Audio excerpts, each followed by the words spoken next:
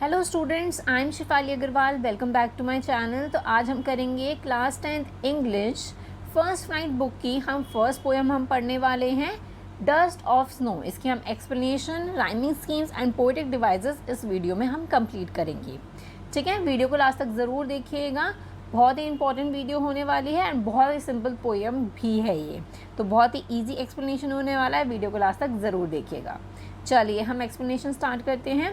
Dust of snow. Dust of snow का क्या मतलब है कि स्नो के टाइनी पार्टिकल्स को बोला गया है, राइट। अब आपने देखा होगा जो बड़े बड़े गोले होते हैं बर्फ़ के, उसको नहीं बोला गया है। लेकिन जैसे होता है ना कि धूल मिट्टी होती है जो कि ऐसे फूंक मारो तो वो उड़ जाती है, तो वो क्या होता है, टाइनी पार्टिकल्स होते हैं मिट्टी की। वैसे ही स्नो के टाइनी पार्टिकल्स को बोला गया है डस्ट ऑफ स्नो, राइट। चलिए सबसे पहले हम फर्स्ट स्टेंजा पढ़ लेते हैं। अब इस पोएम के अंदर हमें दो नेगेटिव रेफरेंसेस दे रखे हैं, मतलब दो नेगेटिव चीज़ें दे रखी हैं जो कि फॉरेन कंट्रीज़ में होती है। जैसे इसमें क्रो को बोला गया है और हेमलॉक ट्री को बोला गया है। हेमलॉक ट्री जो होता है वो पॉइजनस ट्री होता है और क्रो जो होता है वो काला होता है, तो इसीलिए उसको नेगेटिव रेफरेंस के उसमें बोला गया है।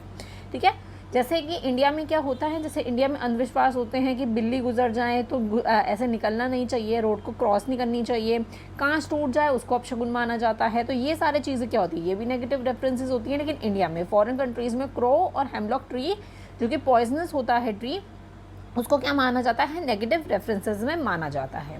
चलिए फर्स्ट स्टेंजा की लाइन्स पढ़ते हैं। The way a crow shook down on me the dust of snow from a hemlock tree.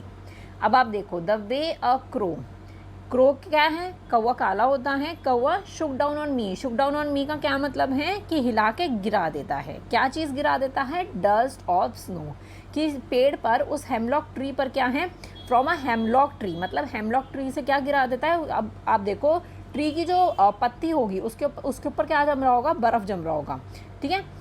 तो उस बर्फ़ को वो गिरा देता है किसके ऊपर, पोएट के ऊपर। ठीक है, अब आप ये चीज़ देखो, हेमलॉक ट्री की पिक्चर आपको साइड में दिख जाएगी। ठीक है, अब आप ये चीज़ देखिए कि मैं यहाँ पे बना देती हूँ, ये है एक हेमलॉक ट्री आपका। ठीक है, ये एक हेमलॉक ट्री है, तो इसकी पत्ती पे क्या होगा, यहाँ पे बर्फ़ होगी, राइट। और पोएट ना यहाँ से गुज़र रहे होंगे। ठीक है, यहाँ से क्या हो रहे होंगे, गुज़र रहे होंगे। अब आप ये चीज़ देखिए कि अब ऐसा नहीं बोला गया है यहाँ पे कि क्रो जो है वो यहाँ से उड़ के जा रहा था या फिर वो यहाँ पे आके बैठा जिसकी वजह से स्नो जो है, स्नो के जो पार्टिकल्स थे वो पोएट के ऊपर गिर गए। ऐसा नहीं बोला गया है, इसके अंदर कुछ ऐसा बताया नहीं गया है। बस ये बोला गया है कि पोएट के ऊपर क्रो ने क्या किया है, पार्टिकल्स जो हैं स्नो के उसको गिरा दिया है, राइट। आगे हम देखते हैं। Has given my heart a change of mood. इसमें क्या बोला गया है कि has given my heart a change of mood. इसकी वजह से क्या होता है, जैसे ही उनके ऊपर पार्टिकल्स गिरते हैं स्नो के, उनका क्या होता है, मूड जो होता है वो चेंज हो जाता है। And saved some part of a day I have rued. अब इसमें बोला गया है कि पहले से ही उनका जो आधा दिन था वो बहुत ही ज़्यादा सैड था, राइट। जब तक उनके ऊपर जो है वो स्नो नहीं गिरी थी तब तक उनका मूड क्या था, सैड था। अब उनका मूड क्या है, हैप्पी हो चुका है।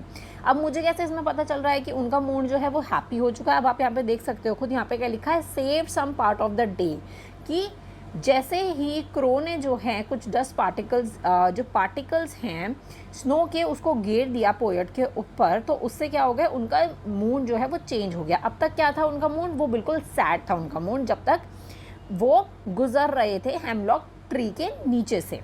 ठीक है, जैसे ही क्रो ने उनके ऊपर डस्ट गिर दिया स्नो का, वैसे ही उनका मूड जो है वो चेंज हो गया और उनका जो बचा कुचा दिन था वो क्या, वो सेव हो गया।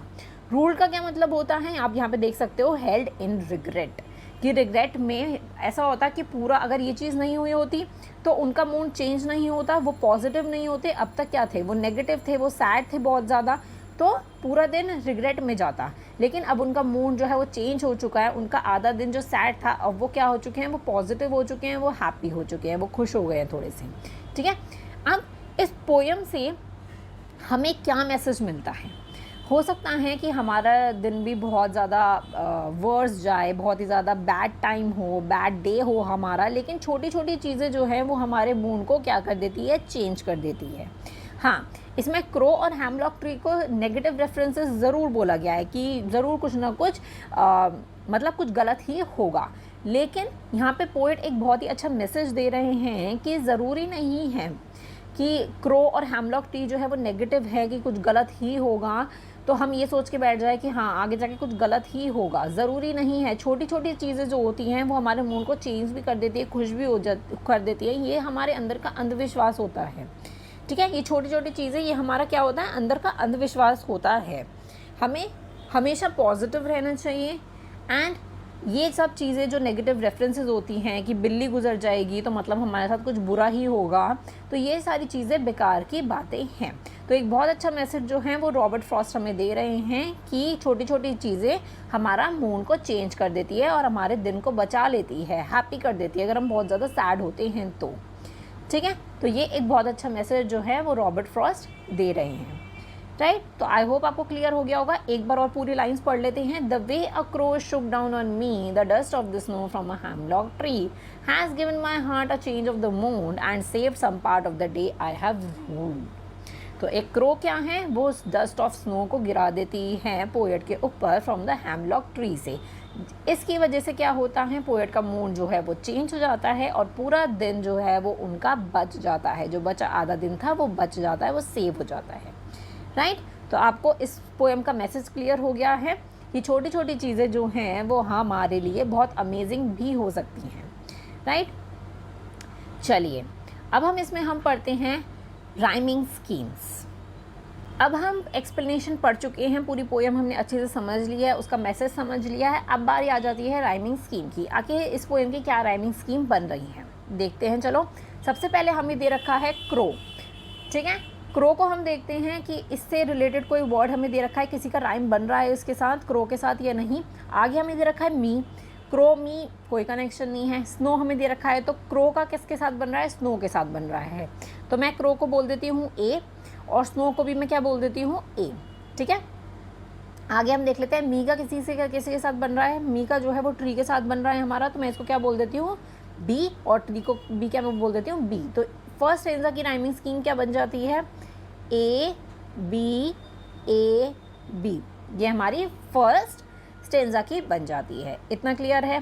सेकंड स्टेंजा की राइमिंग स्कीम हम देख लेते हैं हार्ट। सेकंड लाइन में हमें दे रखा है मून, पार्ट, रूट। तो अब इसकी राइमिंग स्कीम क्या बन रही है, तो हार्ट को मैं बोलती हूँ कि सी, ठीक है। आप ए बी हमें जो गिवन है क्रो स्नो, आप उसके साथ भी देख सकते हो कि हार्ट का बन रहा है या नहीं बन रहा है, ठीक है।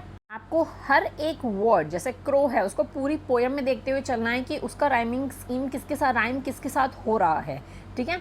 अब हार्ट को हम देखते हैं, हार्ट, मूड, पार्ट, रूट। तो हार्ट का किसके साथ बन रहा है, पार्ट के साथ बन रहा है। तो यहाँ पे क्या हो जाता है, हार्ट सी हो जाता है और पार्ट भी क्या हो जाता है हमारा, सी हो जाता है। तो हार्ट, पार्ट, मूड, रूट। तो ये क्या हो जाता है, मूड हमारा हो जाता है डी और रूट भी क्या हो जाता है हमारा डी। तो इसकी राइमिंग स्कीम क्या बन जाती है सेकंड स्टेंजा की, सी डी, ठीक है। तो इस पोएम की राइमिंग स्कीम क्या बन चुकी है हमारी, ए बी सी डी, ठीक है जी। इतना क्लियर हो चुका है। अब हम बात कर लेते हैं पोइटिक डिवाइसेस की। 3 पोइटिक डिवाइसेस का इसके अंदर यूज़ किया गया है पोएम में। तो पहला है हमारा एलिट्रेशन। एलिट्रेशन क्या होता है, अगर आपने पोइटिक डिवाइसेस नहीं पढ़े हैं तो मैंने एक सेपरेट वीडियो बना रखी है जो अब ऊपर आपको आई बटन पे मिल जाएगी और नीचे डिस्क्रिप्शन बॉक्स में भी मैं वो वीडियो का लिंक जो है मैं शेयर कर दूँगी, तो आप वो वीडियो जाके देख सकते हैं पोइटिक डिवाइसेस की। चलिए एलिट्रेशन मैं आपको यहाँ पे भी बता देती हूँ कि एलिट्रेशन क्या होता है। जैसे एक ही लाइन में जो है सेम वर्ड का यूज़ किया जाए, मतलब सेम वर्ड्स जैसे एस से स्टार्ट हो रहा है तो एस से ही स्टार्ट हो, 2 वर्ड्स एक ही लाइन के अंदर स्टार्ट हो रहे हो। जैसे इसमें बोला गया है, अब आप यहाँ पे देखो, एंड सेव्ड सम पार्ट। अब आप देख सकते हो सेव्ड जो है वो किससे स्टार्ट हो रहा है, एस से स्टार्ट हो रहा है। सम किससे स्टार्ट हो रहा है, एस से स्टार्ट हो रहा है। मतलब ये क्या हो रहा है, यहाँ पे एलिट्रेशन यूज़ हो रहा है इसके अंदर। और हम देख लेते हैं और हमारा कहाँ पे यूज़ हो रहा है, यहाँ पे आप देख सकते हो हैज़ गिवन माई हार्ट। तो अब आपको पूरी लाइन में देखना है कि सेम वर्ड का इसके अंदर यूज़ हो रहा हो। जैसे हैज़ में एच का यूज़ हो रहा है, हार्ट में भी एच का ही यूज़ हो रहा है। तो दैट मीन्स यहाँ पे भी क्या यूज़ हो रहा है, एलिट्रेशन ही यूज़ हो रहा है, राइट। आगे देख लेते हैं नेक्स्ट पोएटिक डिवाइस हमारा इसके अंदर यूज़ हो रहा है एसोनेंस। एसोनेंस हमारा क्या होता है, एसोनेंस का क्या मतलब हो जाता है कि जिसके अंदर से वॉवल साउंड आ रही हो, जिस लाइन में से वॉवल साउंड आ रही हो। इसमें कहाँ पे यूज़ हो रहा है हमारा assonance, shook down on me, on O की वॉवल साउंड आ रही है, ठीक है। तो यहाँ पे क्या यूज़ हो रहा है हमारा एसोनेंस, ठीक है जी, इतना क्लियर है। नेक्स्ट है हमारा इंजमेंट। ये वाला पोएटिक डिवाइस क्या होता है, इसका मतलब होता है जिसके अंदर पूरी पोएम के अंदर ना कहीं पे कॉमा या फिर फुल स्टॉप का यूज़ ना हो रहा हो। अब आप देख सकते हो the way a crow shook down on me the dust of the snow from a hemlock tree, कहीं पर भी कॉमा, लाइन ख़त्म होने पे ना कॉमा यूज़ हो रहा है ना डॉट यूज़ हो रहा है, कहीं पे कुछ यूज़ नहीं हो रहा, सीधा जहाँ पे पोएम ख़त्म हो रही है वहाँ पे जाके आपका जो फुल स्टॉप है वो यूज़ हो रहा है, ठीक है। तो दैट मीन्स यहाँ पूरी ही पोएम में क्या यूज़ हो रहा है, इंजमेंट यूज़ हो रहा है।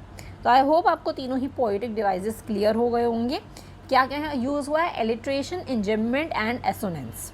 आई होप आपको ये पूरी पोएम की explanation, rhyming schemes and poetic devices clear हो गए होंगे, ठीक है। वर्ड मीनिंग आप देख सकते हो, नीचे सिर्फ आपको 2 ही दे रखे हैं, that is hemlock and rued, ठीक है। तो आई होप आपको ये पोएम बहुत अच्छे से क्लियर हो गई होगी। पोएट का नाम आप मुझे कमेंट सेक्शन में ज़रूर बताइएगा कि आखिर ये पोएम किसने लिखी है, आपको याद है या नहीं नाम, ठीक है जी।